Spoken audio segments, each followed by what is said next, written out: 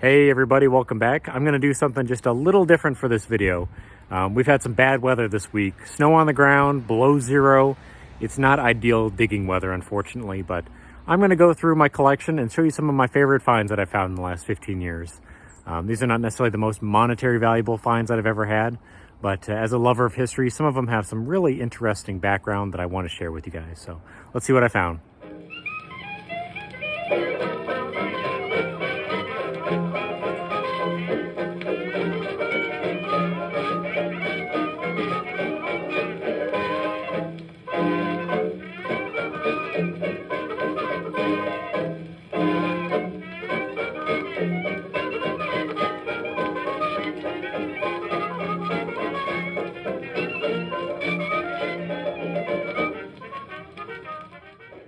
Well, to get the video started right, let's look at some silver. I have found quite a bit of silver in the last 15 years, mostly Mercury dimes, rosies, some Washington quarters, some war nickels, things like that.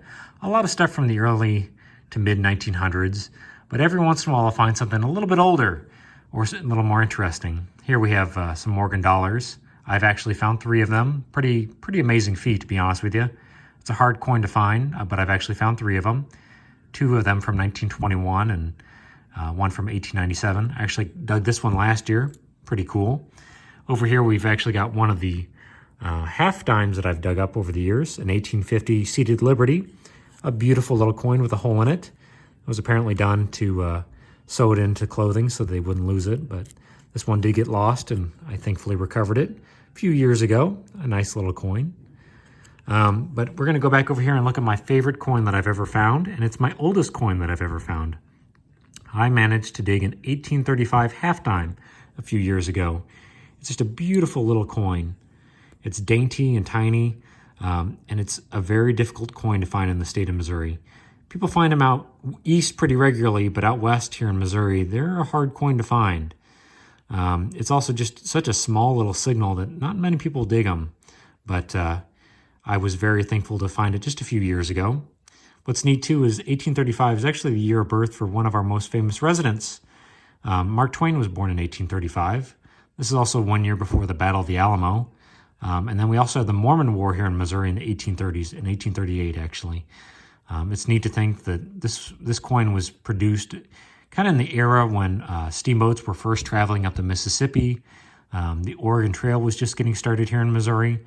And who knows, this may have been present for all of that. So it's just a beautiful little coin, and I love it. And I hope to find more of them someday.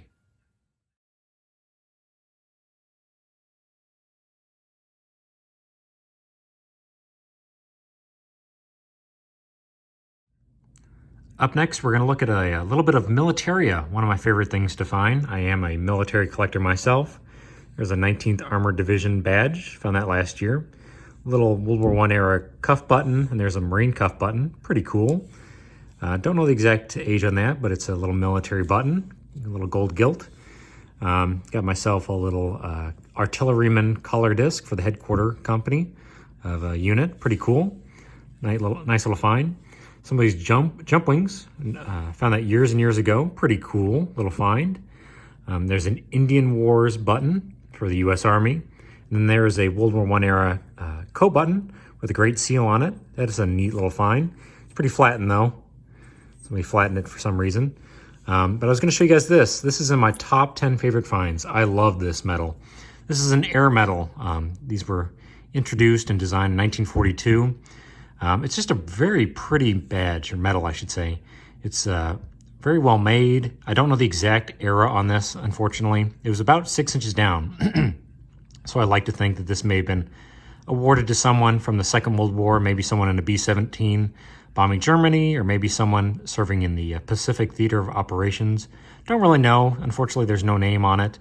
But these were awarded for meritus or a heroic achievement while in aerial flight. It was also designed by a gentleman from Missouri, of all things. Walker Hancock was the gentleman's name. He was a native Missourian, born in St. Louis.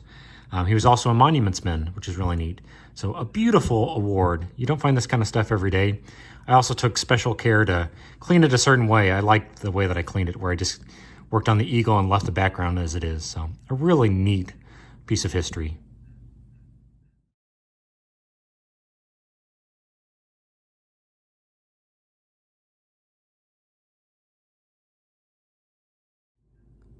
Well, as a healthcare worker, this next find is really pretty cool and close to my heart. This little coin is actually not a coin at all. This is an apothecary weight. This is a tool that would have been used to measure medicine, probably during the 1840s to the 1860s. I actually dug this out of a Civil War camp of all places in southern Missouri. And it's neat to think that at one time this little coin may have been used to measure medication that was given to someone during that time period. It's marked here, March 16th, 1847, by the W&T Avery Company out of England. It's just a really neat, forgotten piece of history, and it's something that has always been really close to my heart. It's a very unusual little find, and it's something that really tells quite an interesting story that unfortunately has been very forgotten.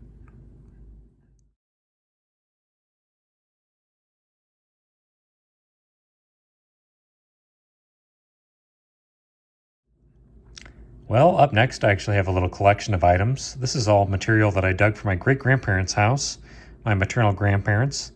They lived out in the country here in Missouri, and we're not very wealthy people. They didn't have a whole lot of money, but I went up there, and thankfully the property is still in the hands of some family members, and got permission to go up there and hunt around for a while. Here's a little specialist Army rank pin.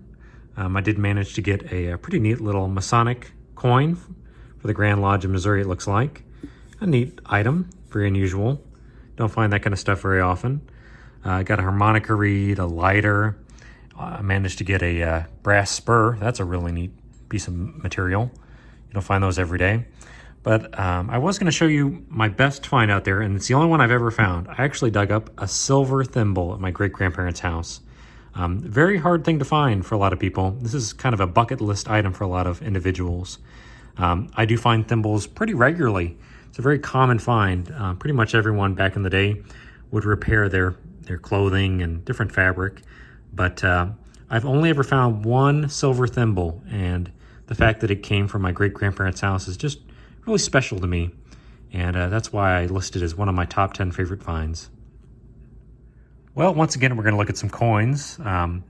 It's just amazing the diversity of items that you find when you metal detect. You just find all sorts of weird and bizarre tokens and coins and things that you just would never expect.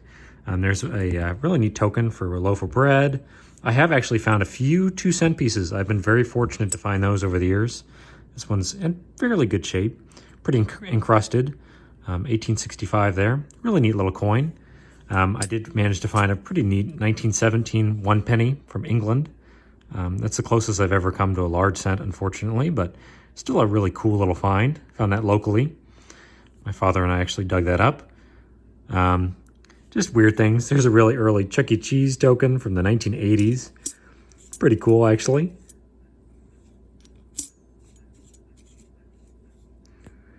Vietnam veterans token. There's a V-nickel, some sort of Asiatic coin. A token from Linneus, Missouri, a National Jamboree token for the Boy Scouts of America. There's some sort of Fraternal Order of the Eagle medal, or token, I should say. Jamaican coin, a Pokemon coin. You just never know what you're going to find. But we're going to actually focus on this item. This is a coin that my father and I found. It was one of our very earliest silver coins, actually. We found this real early in our detecting careers. We dug up an 1881 one silver mark from Germany. A really pretty little coin. Very unexpected. I haven't really found too much else like that. It's actually made in Berlin. You can see the little A's down here. It's just a neat coin. Missouri also has a long German history. My maternal family is mostly German. We moved mostly here from the 1860s to about 1900. So this also has kind of a special place in my heart because my father and I found it, and also because I have such a strong German ancestry. So a really neat little coin.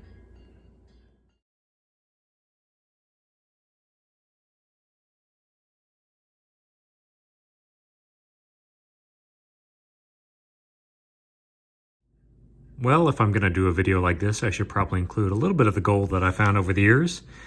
This is just some of the stuff that I've managed to find. There's a nice little diamond ring. There's a wedding band. I actually got this little odd 14 karat gold soccer ball 2 years ago. Kind of an unusual little find. It's not very heavy. But here's my probably favorite piece of gold that I've ever found. I got a very unusual find a couple years ago. I dug up a United Mine Workers of America pin.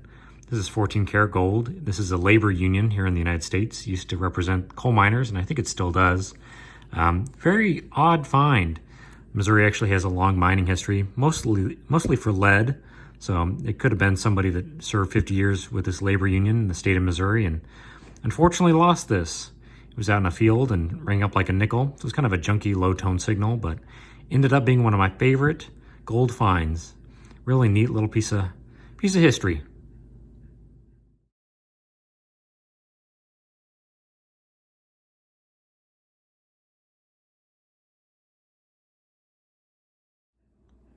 Another type of relic that I just love to find are pieces of automotive history. These do pop out of the ground from time to time. We'll come down here and take a look at some of the stuff. I did manage to find a Dodge truck token for good luck. Really neat little coin. Don't find that kind of stuff every day. Features, save your money, all sorts of really neat little things on that token there. There's a few Model T keys. Those come out of the ground from time to time. I do have a Model T hubcap there. And then a real early Chevrolet hubcap. Neat little find. There's also a Chevrolet badge off of a vehicle, I assume. But this is one of my favorite finds right here, a Saxon Motor Car Company badge. I believe this is off of the radiator of one of their vehicles. This company was in business from 1914 until 1922. So really early automotive history in the United States. I don't find this kind of material very often. I just love early automotive history like this. It's just a fascinating part of American history, and I just love this badge. Really neat find.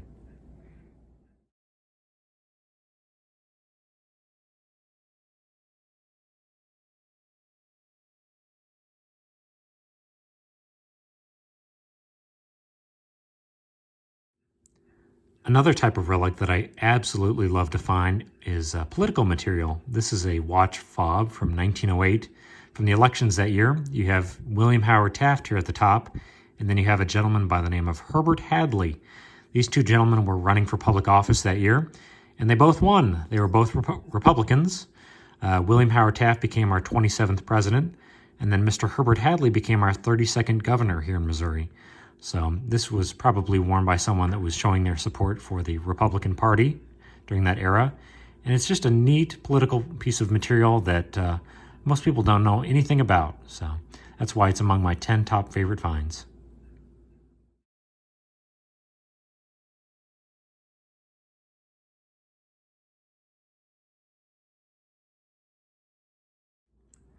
This next relic is rather unusual. This is what's called a drip oiler.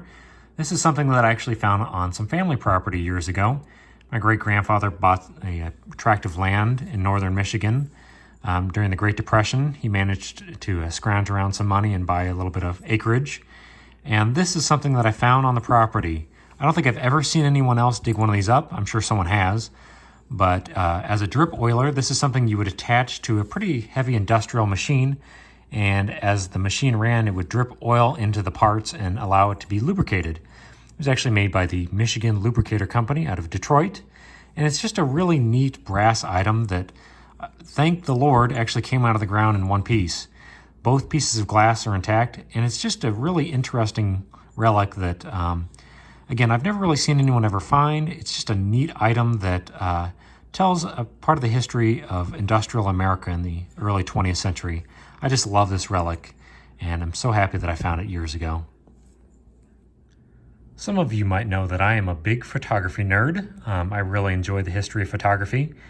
And one of the things that I always wanted to find when I started metal detecting was a brass frame for an old photograph. And a few years ago, I was fortunate enough to find one of these frames. This is actually a brass frame for an early photograph. And the frame was actually manufactured by the Holmes, Booth, and Hayden's Company. You can see the patent applied for down here. This is pretty early too. I suspect this is probably for a daguerreotype. And for those who've never heard of one, I'm going to do a quick history lesson here. Some of you have probably heard of a tintype. This is an example from my collection. This is an early tintype, probably from the 1870s, if I had to guess. You can actually see this gentleman is also wearing a watch winding key right there. Pretty neat find. Tin types were actually popular mostly from the 1860s to the late 1800s. They're actually not done on tin. They're actually made on iron. That's why they're also called a ferrotype. Pretty cool photograph there. Up next, we have a ambrotype. This was another popular photography method in the early days. These were made mostly in the 1850s. This is obviously an example from my collection with a gutta percha frame. Pretty neat little frame there. Some gentlemen from the 1850s there. But lastly, this is actually a daguerreotype. This was a popular method in the 1840s and into the 1850s and even in the 60s. This gentleman, who is obviously an older man, was probably born in the 1700s. If the daguerreotype was made in the 1840s and this gentleman was at least in his 60s, he was probably born in the 1770s or 1780s, if I had to approximately guess that. So I suspect that this frame is probably out of one of these types of images. It's just a really neat part of history, and I love photography, so it's among my 10 top favorite finds. All right, you guys, if you're ready, we're going to take a look at my favorite find I've ever had. We're going to come down here into my Civil War case, or one of my Civil War cases, and look around. I dug a lot of this stuff. There are a few things that I actually purchased and inherited from a good friend of mine who also dug a lot of stuff. There's some coins in here, lots of ammunition, mini A-balls and Sharps carbine. There's a piece of a spur, topped to a bayonet, J-hook over here, some company letters, kepi buckles, all sorts of things. There's probably a whizzer, just a vast variety of relics. Really neat stuff, and it's part of U.S. history. But we're going to come here to the middle now. I managed to find a breastplate back in 2015. It's a hard thing to find. Not a lot of people find them, unfortunately, but I did manage to dig one. What's even cooler is this came out of a house site in northern Missouri, and it's actually a house site that my father actually dug something pretty cool. There's the reverse of it, of this breastplate. It is broken just a little bit. It came out of the hole in two pieces. A little piece of the brass is right here.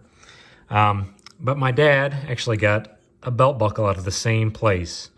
So it's probably from the same veteran. I assume there was probably a Civil War veteran living at this place. Lost his belt buckle.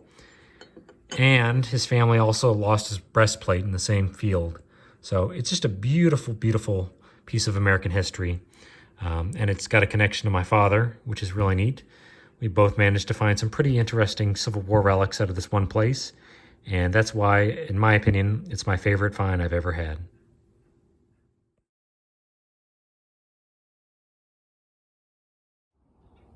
Obviously, that was a little different from what we normally do on this channel, but when it's cold like this and the ground's frozen, it's hard to go detecting. But I hope you guys enjoyed. We managed to look at some pretty interesting relics I've dug up in the last 15 years. And I hope to see you guys next time. Stay safe out there, and I'll see you later. Bye now.